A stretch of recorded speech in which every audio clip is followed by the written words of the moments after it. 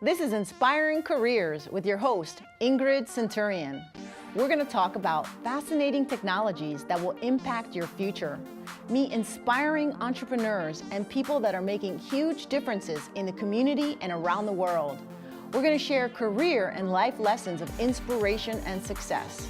Our mission is to inspire our viewers to make a better life for themselves by sharing our stories, our interviews, and documentaries. Please stay tuned as we have incredible guests coming up. Today we have Bobbie Carlton, founder of Carlton PR and Marketing, Innovation Nights, and Innovation Women. You have over 30 years of experience in working with startup companies, and I want to share today all the things that you're working on and the wonderful things that you're doing for women. And thank you so much for being on the show today. Yeah, thank you for having me. So we talked a little bit about how this all started and your background.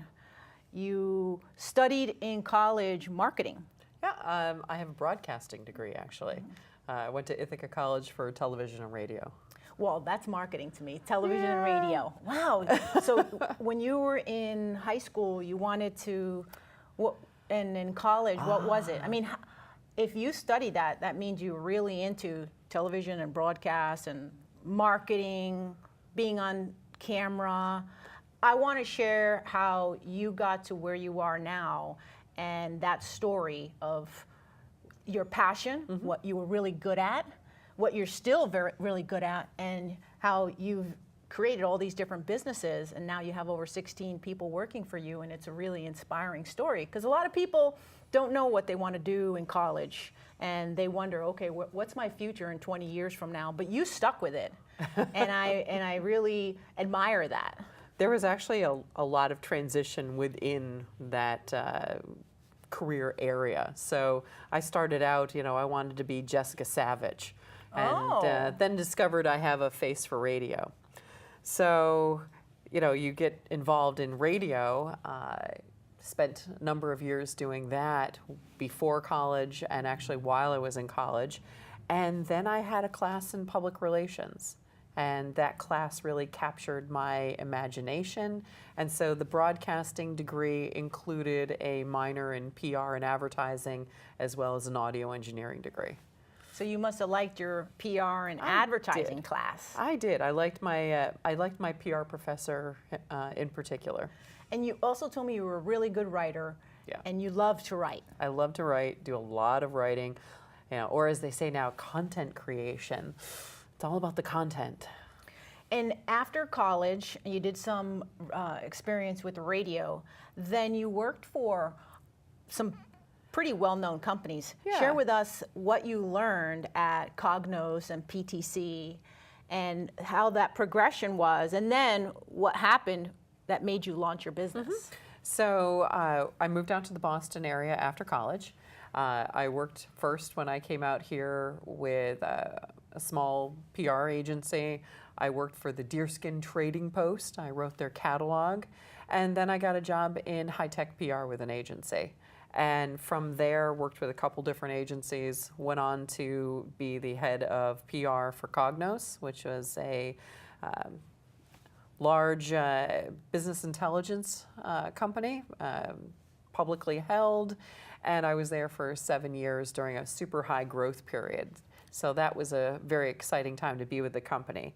I left there. You must have been really, really busy. I mean, they were going crazy. Right. Yep. So the company was in transition.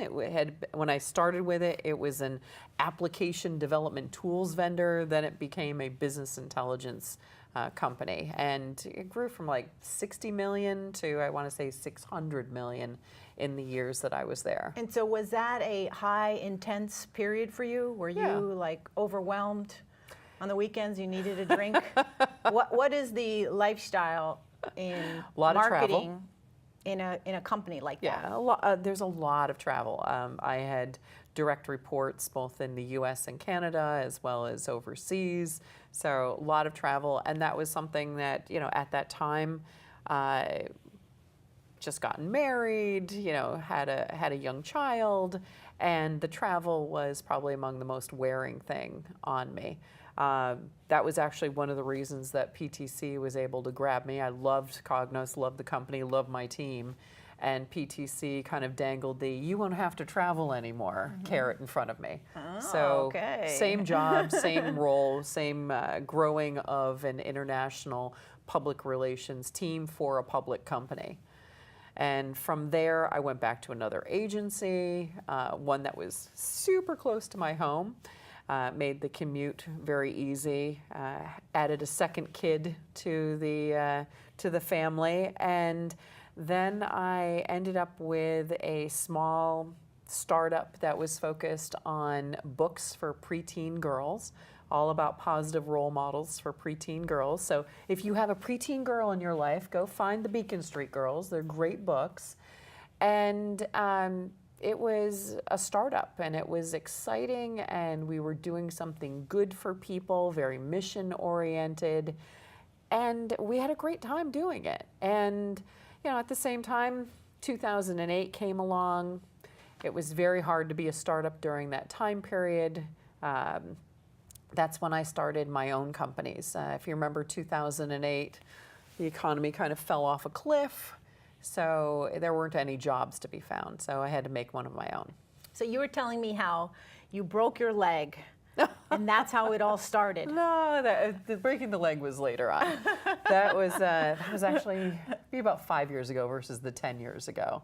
So when I was leaving the Beacon Street Girls, social media was new. It was something new and exciting, and I said, oh, that is going to be the way that PR people are going to go. You're not going to be sending messages out through the media, you are going to be the media. So I started experimenting with Twitter, and I got in on Facebook and LinkedIn, and I said, this is the wave of the future for marketing overall. So I started an event called Mass Innovation Nights. We held it at the Charles River Museum of Industry and Innovation in Waltham. It was a great way to bring people into the museum, which was hard to find. It's set back off Moody Street in Waltham, and it's the birthplace of American industry. It's the site of America's first integrated factory, and nobody knows it's there. So bringing a bunch of people in the door and using it as a way to experiment with social media was double purpose. So I felt really good about that. And right now we have launched over 1,200 new products. These companies have gotten more than $3 billion in collective funding, and we feel like we've made an impact on the local startup community. You definitely have made a huge impact, and you're noted as one of the most influential person for startups here in Boston, which is a huge, huge accomplishment. Mass Innovation Nights has grown now into this incredible event. You move around to different locations, and you have someone running it for you. Yes. So that is now a little self-sustaining business unit that you have. Crowd promoting is a term that we coined, like crowdfunding or crowdsourcing. And the idea is gathering your community around you to help them promote your new product. And let's face it, when a company or a startup or a new product is very successful in your community, the impact radiates throughout the community. That company that is successful promoting their new product, they hire people. They use local vendors. They may end up buying a building or building a building. There's so much impact on the community.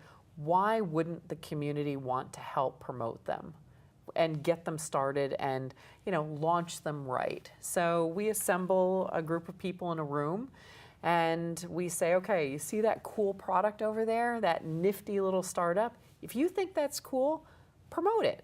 Tell somebody about it, blog about it, tweet about it, post it on Facebook or LinkedIn. If you're not into social media, that's cool too. Just tell somebody about it. And we generate thousands of impressions in a single night, but we also have a social media amplification team that can promote something to the tune of like 3 million views a month when we get everybody working together on this. That's great. So how many different businesses come every month or to Mass Innovation Nights? It can be anywhere between 10 to, I think we've had a high of about 17. So they form a cohort. We number each event. So the next event that we're doing is Min 117, so 117 of these we've done. And those 10 companies together form a little cohort. People think of them sometimes as competitive because there's voting on the website, and the companies that get the most votes get to present at the event. Everybody gets a table, but 4 of the companies get to do a 5-minute presentation. And that voting is driven by the companies themselves. They'll run around and tell their friends, hey, go vote for me, which is promoting the event and all of the companies. So if I get to present at Mass Innovation Nights, it means I did a better job of promoting the group than you did. So I always tell people, it's like, hey, if you don't get to present, you are still benefiting from all of the visibility that all of the companies drove collectively.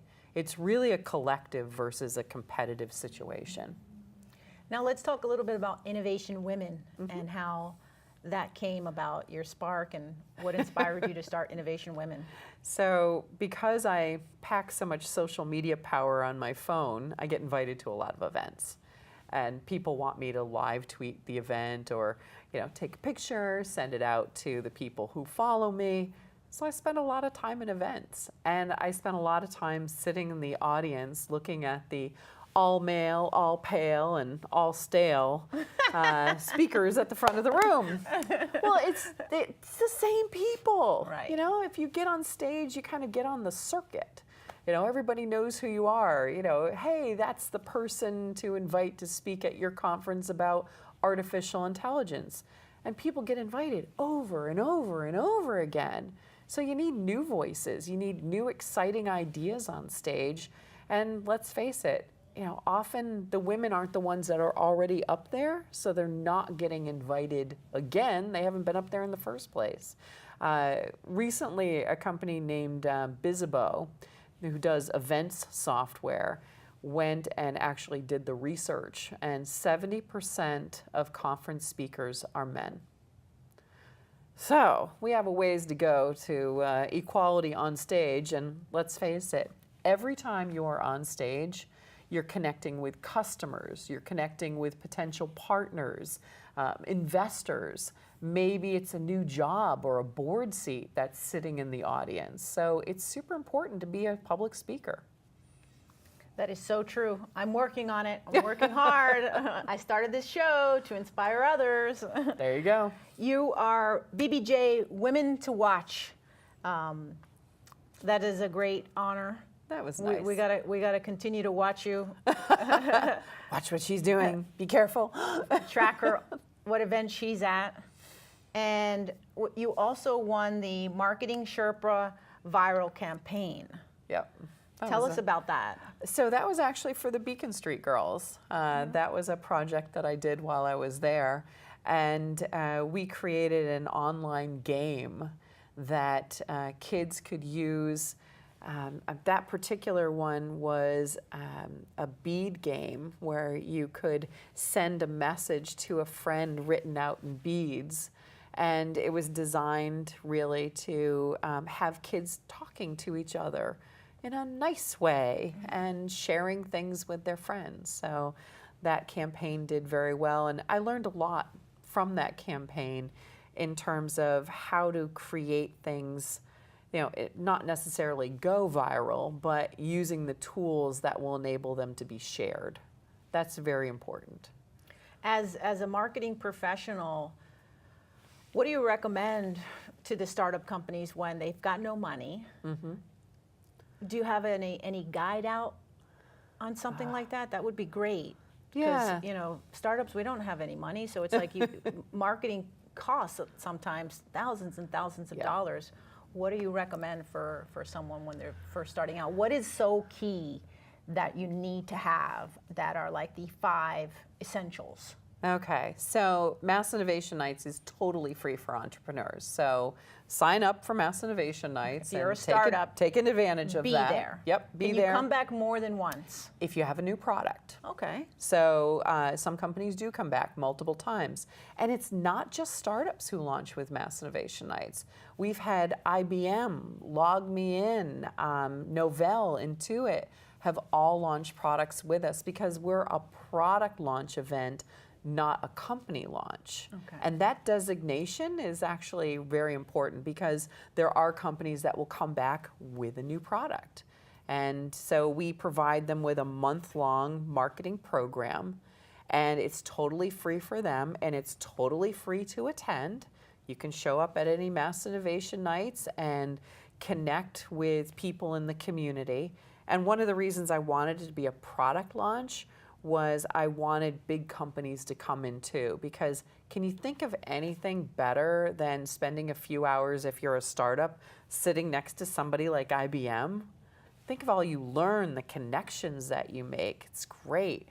We also have big companies hosting the events. So we've hosted these events at everything from Google and Autodesk and IBM, TripAdvisor.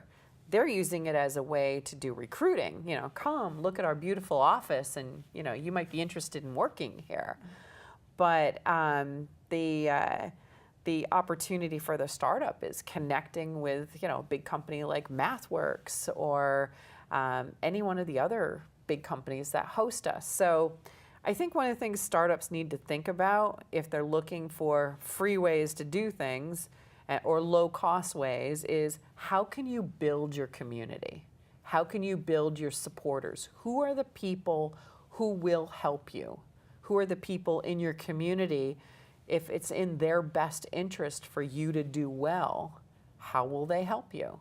So looking for other people who have similar goals to you, not necessarily competitors, but people who are kind of moving in that same direction.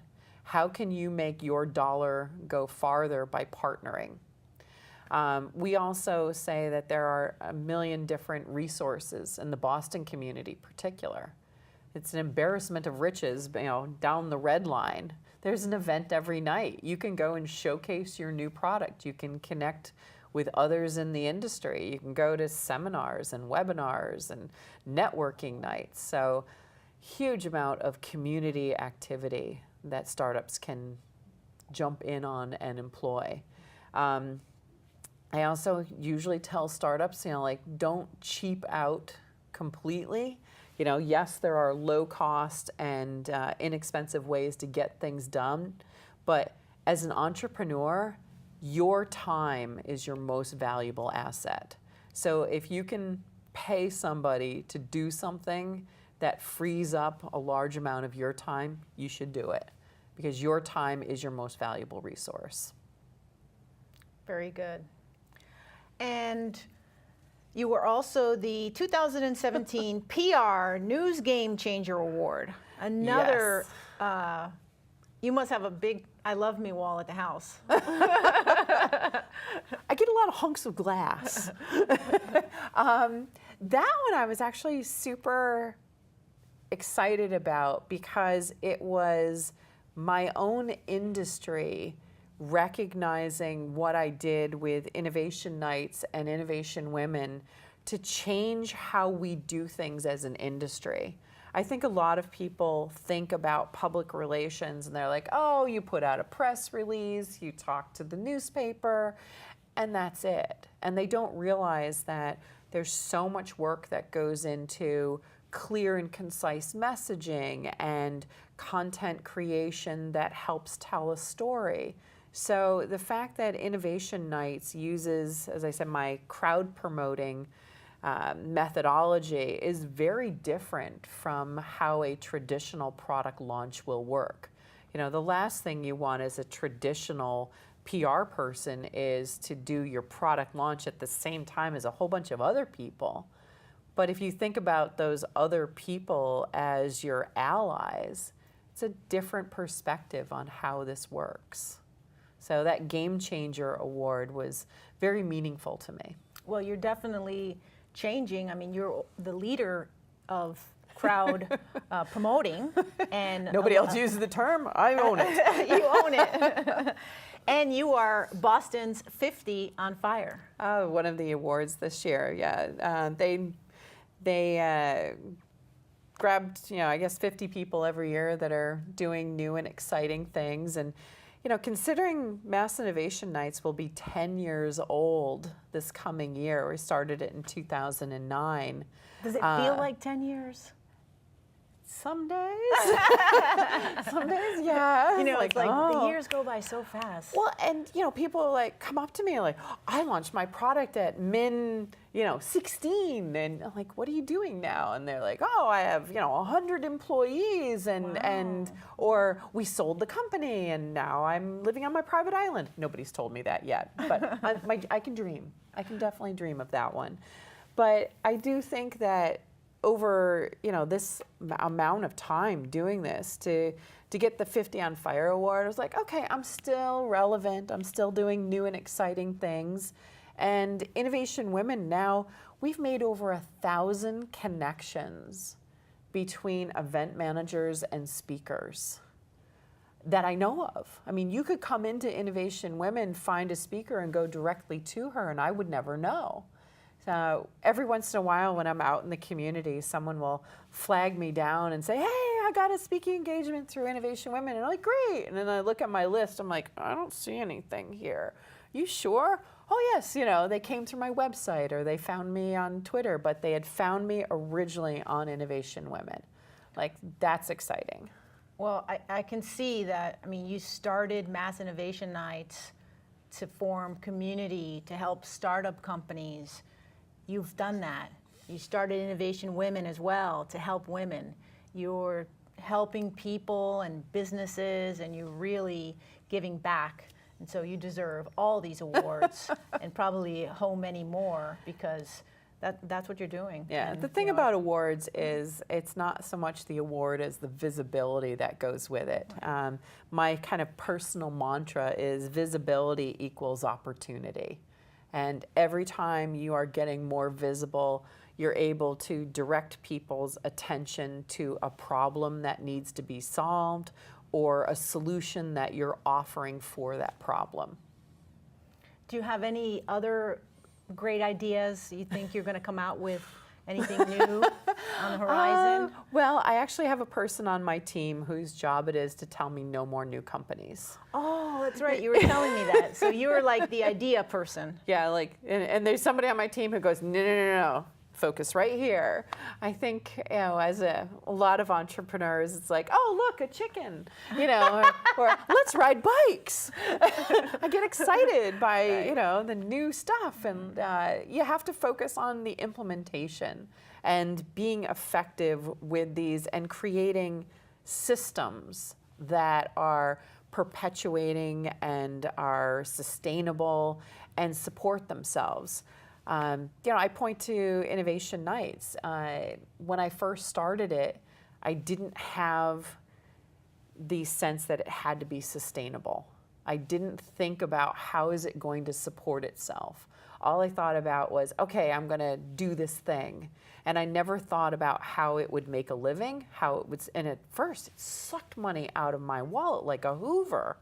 I need to make this thing sustainable.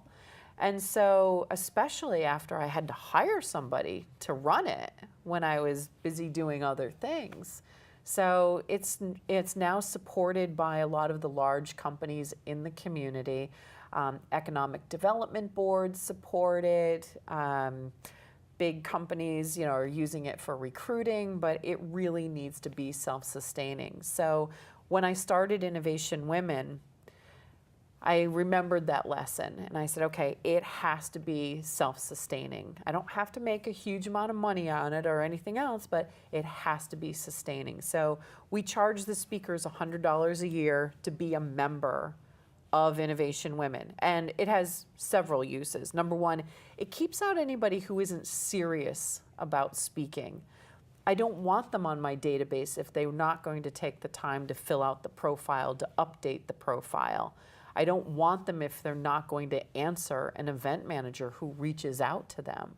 So it's not much, it's coffee money if you break it down by the month, but it makes people think because they're going to have to take out their credit card and throw it down on the table and, $100 a year. So that money actually helps support me hiring people who go out and search for the opportunities and connect to the event managers. There are a lot of people who have gotten incensed about the lack of women on stage, just as I did. And those people will often create a list and they'll put it up on Google and they'll say, here, I've solved the problem. Here's a listing of 100 women in healthcare. And so they think they've solved the problem, but there's nobody marketing that list, updating that list, keeping it relevant. So it goes bad really fast. So we need to make sure that when we do these things, especially when it's a mission-driven thing, that it's sustainable.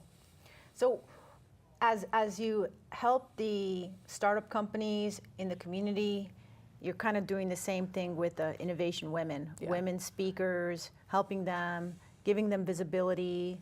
You've got tons of contacts already, and you're helping them get work, just like you grew the startup companies. Now you'll have potentially women speakers who just started out on your platform and become very well-paid exclusive speakers in the near future. And I think getting paid to speak is one of the most complex issues in the speaking game we deal with, because people don't understand that number one, there are other ways to get compensated as a speaker. Maybe you have a book and you're selling copies of your book to everybody in the audience. Maybe you offer workshops and everybody in the audience is a potential customer. So there's that aspect of getting paid to speak. Then there's, let's face it, 50% of all event managers have no budget for speakers. So they're conferences and events that are spending all their money on bringing an audience in for you to talk to. They're not going to pay you too. They might actually ask you to pay them. So getting paid to speak is super complex, and it's something that we dig into on a regular basis. We've got a number of articles and guidelines for our speakers to help them understand the game of speaking, because you got to know the game before you can play it. So now you've been running this for 2015, 3 years, going in 2019. What can we expect from Innovation Women in 2019? Well, we are working on an upgrade to the platform. So right now, our speakers get invites through the platform, plus they get a weekly email with a long list of speaking opportunities they can apply for. So one of the things we're doing with the new platform is we're putting those opportunities onto the platform. So you'll be able to find them and apply for them right online. Okay, great. That's wonderful. Yeah, a little bit different and something new. All right. Well, thank you so much for being here today and sharing your story with us and all the wonderful things that you're doing. And I definitely need to have you back. Yeah, thanks for having me. And one of the Innovation Women speakers. Yes, I am. You can find her on our platform. That's right, you can. Thank you so much. Thank you.